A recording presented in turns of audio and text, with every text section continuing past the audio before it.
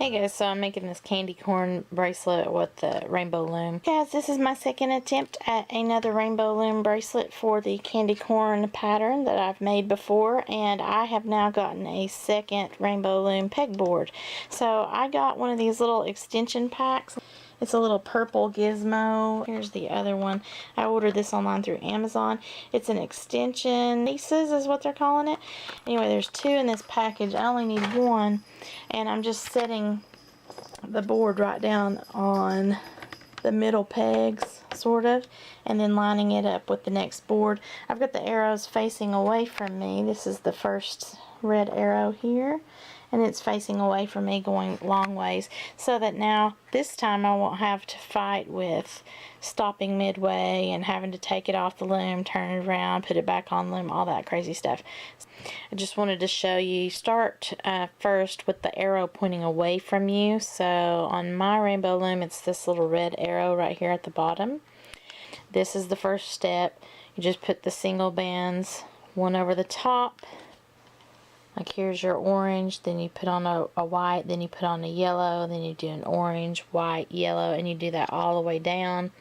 Do it again all the way down, do it again all the way down, okay? I have both of my pegboards here loaded up with the little rubber bands, and what I did is this time I'm going to make a little bit smaller of a bracelet. So I'm going the full length of one board, and then I'm coming about halfway down the second board. I've got 6 of my pegs on this second board here that I did not put any rubber bands on. And then also I chose this time to start just like a candy corn actually looks. So yellow was my first band, orange was my second band, white was my third band. Whereas the other bracelet, I believe I started out with orange and I ended on orange. Whatever color that you start with, you go ahead and end with that same color once you kind of get an idea of what sizing that you want to do. You can go all the way to the end of your board, but you might wind up having to cut this apart later if you want to have a smaller size. I want to turn this to where the arrow is going to be facing towards me, so that's going to be the complete opposite direction. So now all of my bands are over this way. The empty part of the second board is now towards me here, but you can see the red arrow is now facing towards me. I just placed a yellow band because I have the yellow here on the very end. I placed a yellow band in a triangle pattern on my final 3 pegs here, and then I'm going to be using the crochet hooks and putting that through these pony beads. I'll be using the bright colors. I'm starting right here, and I need to start with yellow, then I'll do white, then orange, then yellow, white, and orange, and then go all the way down there. Since my next color here is white, then I need to pick up the 2 white beads. I'm using the 3.5 millimeter crochet hook. Kind of have a push and pull, so I've got that band on the hook there, and I want to be able to pull that through these 2 beads. So you can go ahead and stick the hook through the beads, put that rubber band on the end, and then just kind of push with your finger to get those pony beads over the hook there, and pull the rubber band. So now it's taut. Okay, so I've pushed that on there. So put that around the center peg, pull this hook around. So you're making essentially a little V shape. So I'm going to do that in all of my colors going all the way down the board.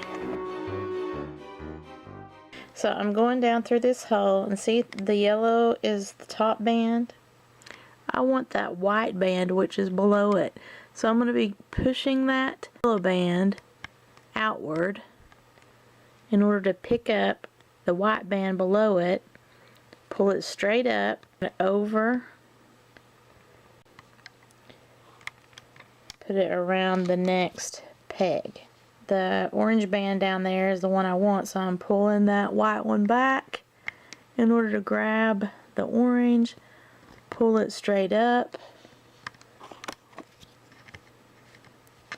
and now I've grabbed a hold. So my first row looks like this.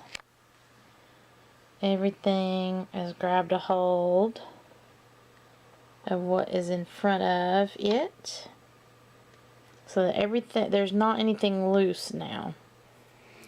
Okay, I have now got all of these little bands pulled from the lower band up and over to the peg that's in front of it for all of these, making sure that I didn't skip anything.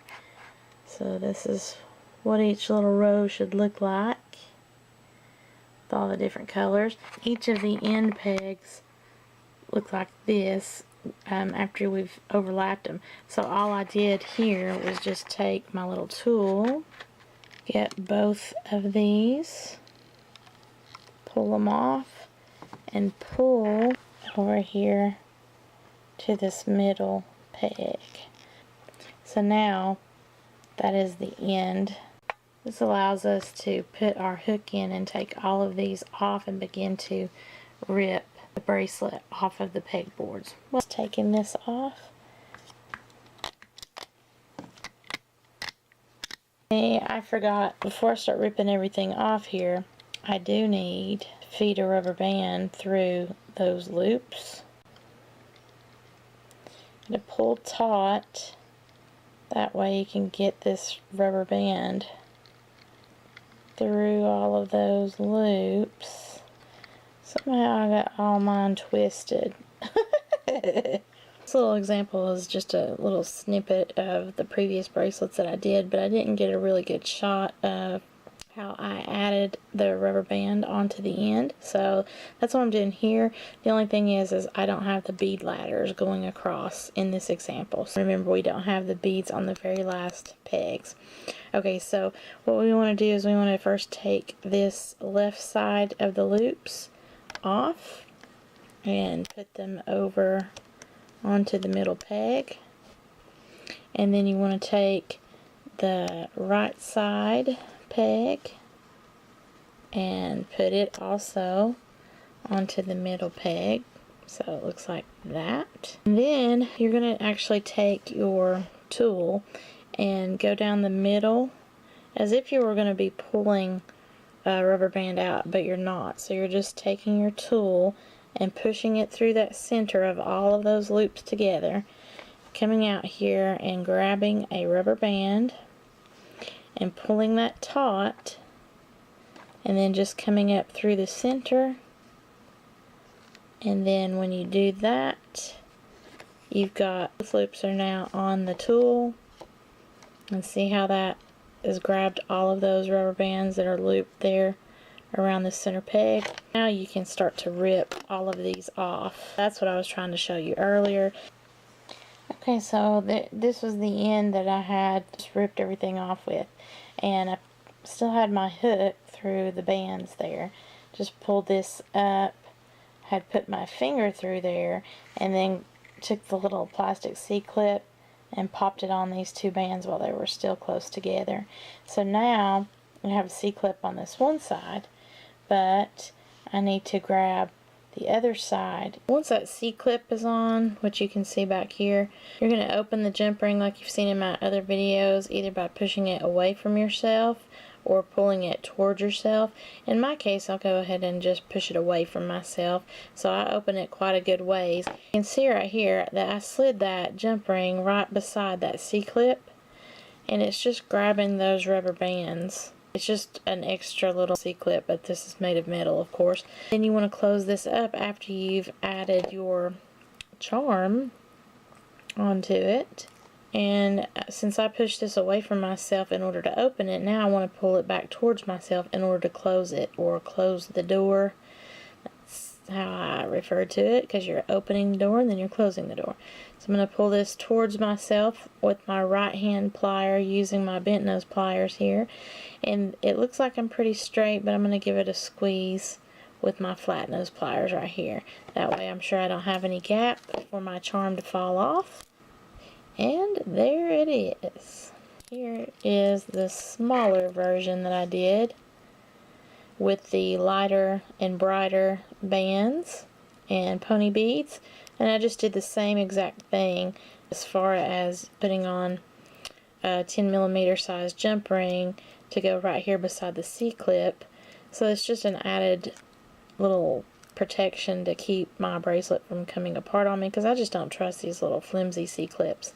This second bracelet I did less in the length. It's snug. I was making this purposely as a small bracelet for kids. Because I ended on yellow, I could go and end either on orange and white, you know, like make two more little rungs with my bands, or I think for my personal preference I would go ahead and do the 3 rungs. So I would still go ahead and end on yellow. I would just have 3 extra sets of beads on my bead ladder as an alternative to just simply having this, and it's really cute on its own. But I do have these little cute candy corn metal charms that I've been trying to get rid of forever. This was 32 of each color band, so 48 beads, 48 pony beads, and then just go ahead and allot for 40 of each color of the bands in the yellow, orange, and white. Happy fall, y'all!